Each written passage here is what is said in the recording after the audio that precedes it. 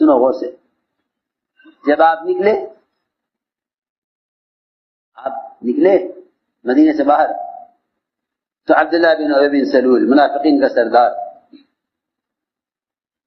اس نے 300 آدمی روک لیے اپنے ساتھ کہ بھائی ہم تو آپ کے ساتھ نہیں جائیں گے, ہم آپ کے ساتھ نہیں جائیں گے,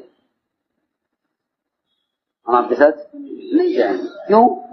اس لیے کہ ہماری رائے پر عمل نہیں ہوا, ہماری رائے پر عمل نہیں ہوا, ہم آپ کے ساتھ نہیں جائیں گے. ہماری رائے پر عمل نہیں ہوا, آپ ہماری بات مانیں گے تو ہم آپ کے ساتھ لڑیں گے, آپ کے ساتھ رہیں گے. اگر آپ ہماری بات نہیں مانیں گے تو ہم آپ سے الگ ہو جائیں گے. سنو غور سے رائے کا اصرار.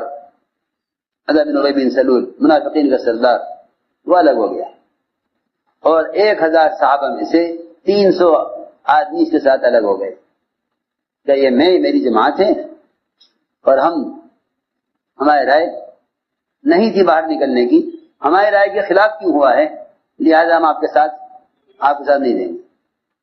رائے تو ہوا کرتی ہے خلاف, رائے کے خلاف تو ہوا کرتا ہے, لیکن جب فیصلہ ہو جائے تو ساری رائے ختم ہو جانی چاہیے. اگر فیصلے کے بعد رائے دل میں باقی رہے گی تو اجتماعیت باقی نہیں رہے گی. ایک ہی کام ہو سکتا ہے, یا پھر رائے پر اڑے رہو یا اپنی رائے کو ختم کر دو. اب رائے پر اڑو گے تو اجتماعیت باقی نہ رہے گی, رائے کو ختم کر دو گے تو اجتماعیت باقی رہے گی. 300 آدمی 1000 میں سے الگ ہو گئے, آپ کے ساتھ صحابہ 700 رہ گئے.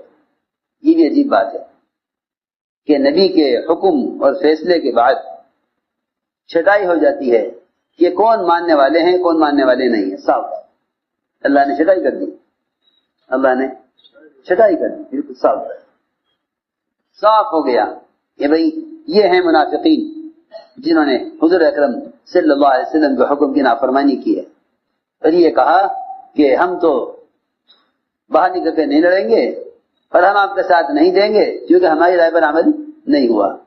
ہماری بات مانو تو ہم آپ کے ساتھ دیں گے, ہماری بات نہیں مانو گے تو ہم ساتھ نہیں دیں گے.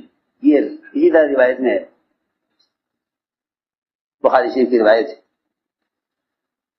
یہ 300 آدمیوں کو لے کے الگ مدینے میں ٹھہر گئے.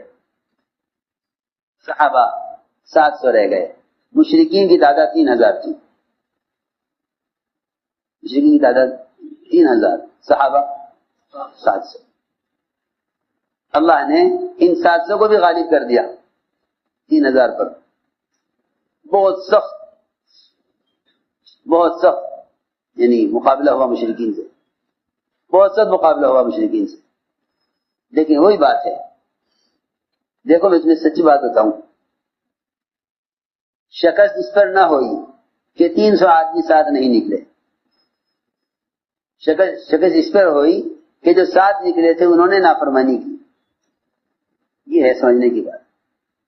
جو کام سے الگ ہو گئے آپ کے ساتھ نکلے نہیں, ان کے تو الگ ہونے کا کوئی نقصان ہرگز نہیں ہوگا. صاف بات ہے, ان کے الگ ہونے سے کوئی نقصان نہ ہوا. وہ 300 جو عبداللہ بن ابی کے ساتھ مدینے میں ٹھہر گئے اور نہیں نکلے, ان کے الگ ہونے سے صحابہ کی تعداد کے کم ہونے سے نقصان نہیں ہوا. اللہ نے 700 کو 3000 پر غالب کر دیا. لیکن جو ساتھ چلے گئے, جو ساتھ نکل گئے, جو ساتھ رہے, ان میں صرف 40 آدمیوں نے کہا کہ ہمارا اصول تو اب پہلے والا نہیں ہے, ہم تمہارا غنیمت لوٹیں گے. ان 40 کی نافرمانی کی وجہ سے, اللہ کے رسول کی بات نہ ماننے کی وجہ سے, یہ 700 غالب آنے کے بعد پھر مغلوب ہو گئے, اور فتح ہونے کے بعد پھر شکست ہو گئی. اللہ نے میں نے کہا لگے جیسے نافرمانی ہوگی اللہ منٹوں میں سارا میدان چھین کے مسلمانوں سے غیروں کو دے دیں. 300 آدمی ٹھہر گئے کہ بھئی ہم تو آپ کے ساتھ کام کریں گے اس شرط پر کہ آپ ہماری بات مانیں,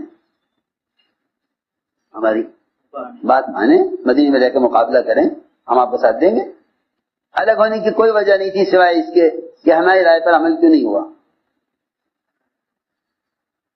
ہماری رائے پر عمل کیوں نہیں ہوا؟ یہ وجہ ہے الگ ہونے کی.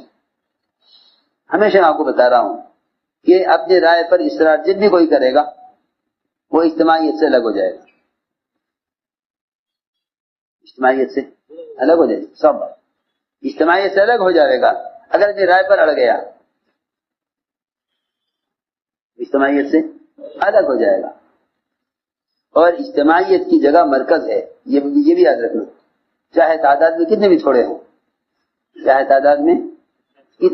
ہوں، 1000 تو یہ تھوڑے تھے، لیکن اطاعت کے ساتھ 1000 3,000 پر غالب آ جاتے.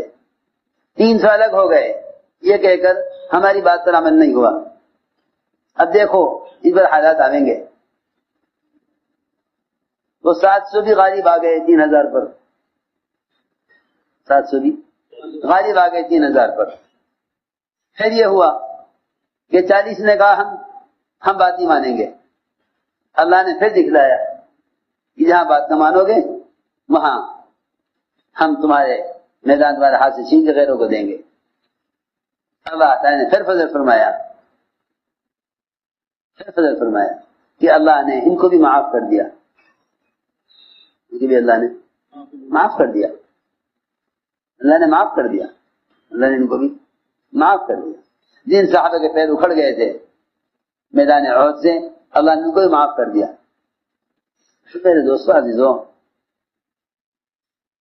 ساری بات کا خلاصہ یہ ہوا کہ اطاعت کے ساتھ اجتماعیت ہے. اطاعت کے ساتھ ہی اجتماعیت ہے. اطاعت کے ساتھ ہی اجتماعیت ہے. اس لیے سارے دین کا خلاصہ اللہ کے رسول کی اطاعت ہے. یہ نہ سوچو کہ ہماری چاہت اور رائے کیا ہے، ہمارے تجربات کیا ہیں، کہ نہیں. کام کی بنیاد تجربات پر نہیں ہے. یہ تو دنیا کی مادی لائنیں ہیں جو تجربات پر چلتی ہیں، کیونکہ مشاہدات کا تعلق تجربات سے ہے. مشاہدات کا تعلق تجربات سے ہے.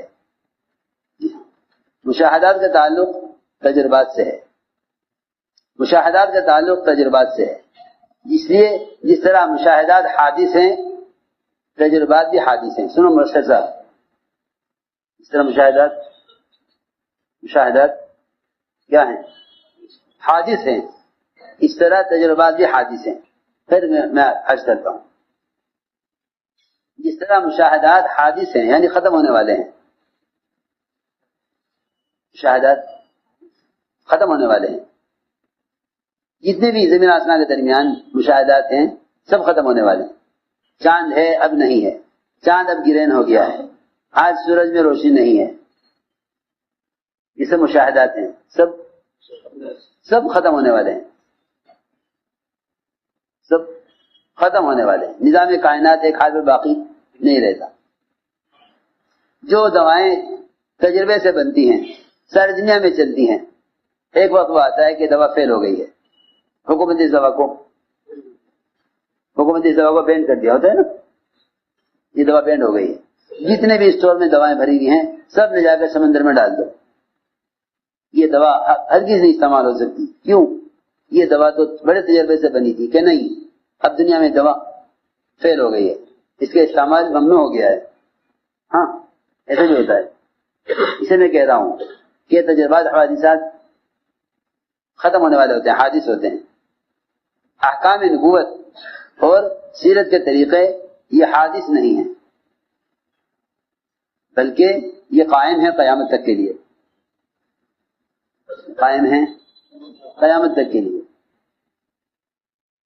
اس لیے میں نے عرض کیا کہ اطاعت دین کی بنیاد اطاعت پر ہے. دین کی بنیاد اطاعت پر ہے، چاہت پر نہیں ہے. اطاعت ہے، چاہت پر نہیں ہے. دین کی بنیاد اطاعت پر ہے، چاہت پر ہم یہ چاہتے ہیں نہیں، چاہت پر نہیں بلکہ اطاعت پر. اسے میں نے عرض کیا کہ اس کام سیرت پر ہے، تجربات پر نہیں ہے. جتنی بھی لڑائی ہے نا لوگوں میں آپس میں اختلافات، اپنے تجربات کی وجہ سے ہیں، میں نے خوب اندازہ کر لیا، سارے جھگڑے سارے اختلافات تجربات کی وجہ سے، ہمارا تجربہ یہ ہے، ہمارا تجربہ یہ ہے، ہمارا تجربہ یہ ہے۔ یہ دعوت اللہ کا کام مخلوق کے تجربات پر نہیں ہے، ورنہ عبداللہ بن ابی بن سلول منافقین کا سردار، اسے جنگوں کا بڑا تجربہ تھا، یہ روایت میں ہے، میں ابھی طرف سے نہیں کہہ رہا، روایت اسی طرح ہے، اس کو جنگوں کا تجربہ تھا، جی ہاں، اس سے رائے نہیں گئی، میری کیا رائے ہے؟ تو اس نے کہا ہمارا تجربہ تو یہ ہے کہ جب بھی کوئی ایسی بات پیش آئی کبھی خطرے کی تو مدینے میں رہنے والی کامیاب رہے، ہمارے تجربے کا تقاضا تو یہ ہے کہ ہمیں مدینے میں رہ کر ہی مقابلہ کرنا ہے، باہر نکل کر نہیں۔ ہو گیا، تو اپنے تجربے پر اڑ گیا، وہ رہ گیا، اور جو خود رہ گیا وہ آدمی پیچھے ہٹنے کے بعد اپنے آپ کو تنہا محسوس کرتا ہے، تو پھر وہ کہتا ہے ہاں بھائی ہمارے ساتھ کون کون آئے گا۔ ایسے لوگ اللہ کی نظر میں سب سے بڑے مجرم ہیں، جو اجتماعیت کو توڑنے کی تشکیل کریں، سب سے بڑے مجرم اللہ کی نظر میں وہ ہیں، کیونکہ قرآن نے کہا ہے کہ اس سے بڑا ظالم ہو کون سکتا ہے، جملہ استفہامی انکاری ہے، اس سے بڑا ظالم ہو کون سکتا ہے، کون ہو سکتا ہے؟ جو اللہ تعالی کی مسجدوں میں لوگوں کو نماز سے ذکر تلاوت سے روکے، اس سے بڑا ظالم کون ہو سکتا ہے؟ اور اس سے بڑا ظالم کون ہو سکتا ہے جو اللہ کے گھروں کو ویران کرنے کی کوشش کرے؟ یہ قرآن میں ہے، قرآن کی آیت کا ترجمہ کر رہا، فمن منع مساجد اللہ ان یذکر فیہا اسمہ وسعی فی خرابها، کہ مسجدوں کو ویران کرنے کی کوشش کرے، لوگوں کو روکے مسجد میں آنے سے، اس سے بڑا ظالم کون ہو سکتا ہے؟ تو جو لوگوں کو مسجد میں ذکر عبادت کرنے سے روکے، جب اس سے بڑا ظالم کوئی نہیں ہے، تو جو لوگوں کو مسجد میں دعوت اللہ سے روکے کہ اس کے ظلم کی تو حد اس سے بھی زیادہ ہوگی۔ جب ذکر عبادت سے روکنے والا سب سے بڑا ظالم ہے، تو اگر کوئی دعوت سے روکے، تو کتنا بڑا ظالم ہوگا۔ اس لیے میرے دوستو عزیزو، اس لیے فرمایا کہ مومن تو اللہ کی اطاعت میں نکیل پڑے ہوئے اونٹ کی طرح ہوتا ہے، نکیل پڑے ہوئے اونٹ کی، کہ جو کہو جس طرح کہو، جی ہاں، اس لیے فرمایا کہ مومن اللہ کی اطاعت میں نکیل پڑے ہوئے اونٹ کی طرح ہے، جہاں بٹھاؤ گے بیٹھ جائے گا، جہاں چلاؤ گے چلے گا۔ اس لیے میرے دوستو عزیزو، کام اطاعت پر ہے، کام اطاعت پر ہے۔ آپ ہمارے اے ابو ذر، تمہارا کیا ہوگا اس وقت جب مدینے کے عمرا تمہیں یہاں سے نکالیں گے، کہ میں ملک شام چلا جاؤں گا، وہاں رہوں گا، تمہارے ملک شام کے وہاں کے ذمہ دار عمرا تمہیں وہاں تنگ کریں گے، پھر کیا کرو گے؟ کہ پھر مدینہ آ جاؤں گا، یہاں گھر بنا کے رہوں گا۔ فرمایا اے ابو ذر، یہ تو بتاؤ جب مدینے والے تمہیں دوبارہ تنگ کریں گے، تمہیں نکالیں گے، پھر کیا کرو گے؟ کہ پھر ہم ان کا مقابلہ کروں گا، ان کا مقابلہ کروں۔ فرمایا نہیں ابو ذر، ایسا نہ کرنا، جہاں ذمہ دار تمہیں ساتھ لے کر جائیں ان کے ساتھ چلتے رہنا، اور جہاں یہ ذمہ دار تمہیں بھیجیں وہاں تقاضے پر جاتے رہنا، اسی طرح چلتے رہنا یہاں تک کہ مجھ سے آ کے مل لینا قیامت میں۔ یہ نہیں فرمایا کہ بھئی تمہیں 2-4 سال صبر کرنا ہے، تیہ کرنا ہے، درگزر کرتے رہنا، جہاں بھیجے وہاں تقاضوں پر جاتے رہنا، جہاں اپنے ساتھ لے کے جائیں وہاں